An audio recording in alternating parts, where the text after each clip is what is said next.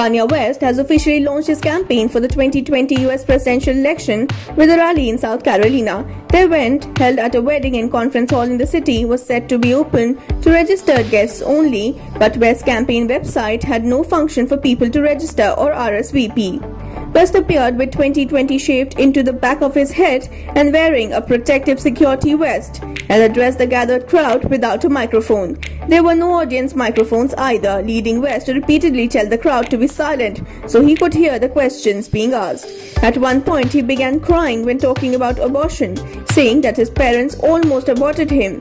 He said, "There would have been no Kanye West because my dad was too busy." He added, "I almost killed my daughter. Even if my wife were to divorce me after this speech, she brought North into the world, even when I didn't want to."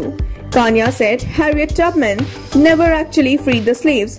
She just had the slaves to go for the work for other white people. He said, a statement that prompted groans from the audience. Tubman is one of the most respected figures of 19th century America. An African American who escaped slavery, she helped enslaved black men and women travel north to freedom and fought for the Union during the Civil War. She later became a supporter of women's suffrage. He also became tearful when talking about his late mother, who died in 2007 from complications during cosmetic surgery. Fans have questioned whether his last-minute bid for the White House is actually a promotional stunt. The rally did little to clarify whether his run is genuine, but a now-deleted tweet sent from West's account on Saturday appeared to show the song list for a new album added to the speculation.